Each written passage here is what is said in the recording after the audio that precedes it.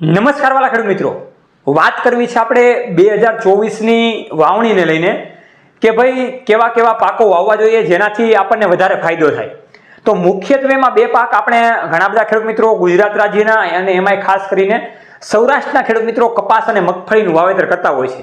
તો આ બંને પાકમાંથી એટલે કે કપાસ અને મગફળીના પાકમાંથી કપાસનું વાવેતર વધારે થવાનું છે કે મગફળીનું વાવેતર વધારે થવાનું છે, એની આજે આપણે માહિતી મેળવવાની છે. અને કદાચ જે પાકનું વાવેતર ઓછું થાય તો એ પાકનું વાવેતર શા માટે ઓછું થવાનું છે એની આપણે ચર્ચા કરવાની છે. અને કપાસ અને મગફળીનું વાવેતર કેટલા પ્રમાણમાં ખેડૂત મિત્રો કરશે એની માહિતી આપણે મેળવીએ, જેથી કરીને આપણને પણ ખબર પડે કે ભાઈ આપણે કેવી વસ્તુ વાવવી જોઈએ ને કેવી વસ્તુ આપણે ના વાવવી જોઈએ. તો આ પ્લેટફોર્મના માધ્યમથી હું સાગર રાસડિયા, ખેડૂત પુત્ર, આપ સૌ ખેડૂત મિત્રોનું હાર્દિક સ્વાગત કરું છું. ખેડૂત છે તો જગત છે એવા હેતુથી અવારનવાર ટેકનોલોજીકલ ડિજિટલ ખેતીવાડીની માહિતી આપણે લાવતા રહીએ છીએ, જેના કારણે ખેડૂત મિત્રો માહિતગાર બને, ઓછી જમીનમાં ઓછા ખર્ચે ખૂબ સારું ઉત્પાદન મળે. તો આ ચેનલ ઉપર તમે બિલકુલ નવા હોય તો નીચેનું બટન દબાવીને આ ચેનલને સબસ્ક્રાઈબ કરજો. અને આ પ્લેટફોર્મમાં ફેસબુકમાં પણ આપણું પ્લેટફોર્મ છે તો એને પણ ફોલો અને લાઈક કરજો. આ વિડીયોને તમે છેલ્લે સુધી જોજો જેથી કરીને તમને વધારે ખ્યાલ આવે. કપાસ અને મગફળી ખેડૂત મિત્રો આ એવા બે પાક છે જેને આપણે ચોમાસાની દ્રષ્ટિએ ટોપ પાક ગણી શકીએ છીએ.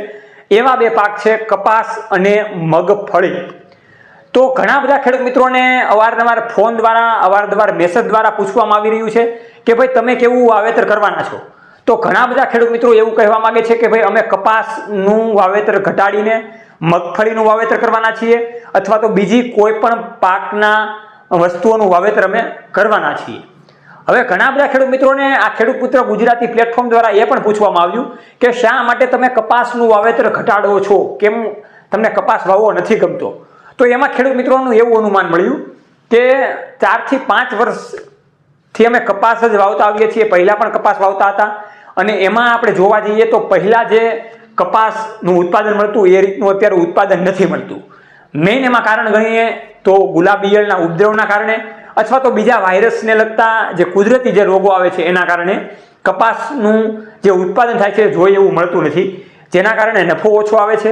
હવે કપાસ સડેલો હોય તો માર્કેટમાં વેચવા જઈએ તો એનો ભાવતાલ પણ આપણને જોઈએ એવો મળતો નથી. એટલે આવું ઘણા બધા ખેડૂત મિત્રોનું કહેવું હતું કે ભાઈ હવે કપાસમાંથી અમે કંટાળી ગયા છીએ એટલે મગફળીનું વાવેતર કરવાનું છે.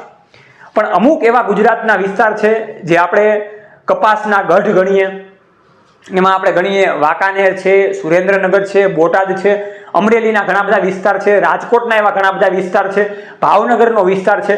તો આજે સૌરાષ્ટ્રના જે મેઇન વિસ્તાર છે એમાં કપાસના વાવેતર વધારે થાય છે. તો એવું નથી કે કપાસનું વાવેતર કરવાનું બંધ કરી દેવું જોઈએ, પણ એમાંથી કઈ રીતનું સોલ્યુશન લાવવું એ આપણી ઉપર હોય છે અથવા તો આપણી ઉપર જે ડેટા મળતો હોય છે એના ઉપર આધારિત હોય છે. એટલે ઓવરઓલ ખેડૂત મિત્રોના ડેટા પ્રમાણે જોવા જોઈએ તો કપાસનું વાવેતર આ વર્ષે ઘટે એવી શક્યતાઓ દેખાઈ રહી છે અને ઘટવાનું પણ છે. એની સામે મગફળીનું વાવેતર વધી શકે તેમ છે. શા માટે વધી શકે તેમ છે તો એવા ખેડૂત મિત્રોએ પણ અમને જણાવેલું છે કે ભાઈ મગફળીનું વાવેતર જો અમે કરીએ તો 3 થી 3.5 મહિનાનો પાક હોય છે. અમારી પાસે થોડું એવું પાણી હોય અથવા તો સારું એવું વરસ થાય, સારો એવો વરસાદ આપણને મળે, એના કારણે જો તળ ઊંચા આવે તો શિયાળુ પાકનું અમે વાવેતર કરી શકીએ છીએ. આવો ઘણા બધા ખેડૂત મિત્રોનો વિચાર છે જે મગફળી વાવવા માંગે છે એવા ખેડૂત મિત્રોનો. અને 100% સારો વિચાર છે કે ભાઈ મગફળી વાવીએ તો આપણને શિયાળુ વાવેતર કરવામાં કોઈ પણ પ્રકારની ઝંઝટ ન પડે અને આ ઝંઝટમાંથી બહાર નીકળીને આસાનીથી શિયાળુ પાકનું વાવેતર સરસ મજાનું આપણે કરી શકીએ. તો કપાસનું વાવેતર આપણે જોવા જઈએ તો થોડુંક એવું ઘટે એમ છે. જે કપાસના ગઢ છે એમાં 100% નહીં પણ આપણે 80 થી 90% ગણીએ તો કપાસનું વાવેતર થવાનું છે. જે ખેડૂત મિત્રો કપાસનું વાવેતર કરવા માંગે છે, નવી ઢબથી કરવા માંગે છે, એ નીચેના કોન્ટેક્ટ નંબર ઉપર તમે માહિતી આપી શકો છો કે ભાઈ તમે કેનું વાવેતર કરવા માંગો છો, જેથી કરીને આપણી પાસે પ્રોપર ડેટા મળે. તો નીચે જે કોન્ટેક્ટ નંબર છે એમાં તમે લખી શકો છો કે ભાઈ મારે કપાસનું વાવેતર કરવું છે, મગફળીનું કરવું છે, સોયાબીનનું કરવું છે, એરંડાનું કરવું છે, બાગાયતી પાકોનું કરવાનું છે કે અથવા તો કોઈ પણ વસ્તુનું વાવેતર કરવાનું છે, એ આપણને વધારે ખ્યાલ આવે. તો આ રીતના ખેડૂત મિત્રો વાતચીત કરવાની હતી. જોતા રહો રમેશને માટે ખેડૂત પુત્ર ગુજરાતી. 2000 ચોમાસાની વાવણીથી લઈને કાપણી સુધીની તમામ માહિતી, ખેડૂત મિત્રોના સુખ દુઃખોની વાત, ખેતીવાડીમાં કાંઈ પણ નવી ટેકનોલોજી આવી હોય એની વાત આપણે આ ખેડૂત પુત્ર ગુજરાતી માધ્યમથી કરતા રહીશું. ખેડૂત છે તો જગત છે એ આપણો હેતુ છે અને 10 લાખ સ્માર્ટ ખેડૂત બનાવવાનું આપણું મિશન છે.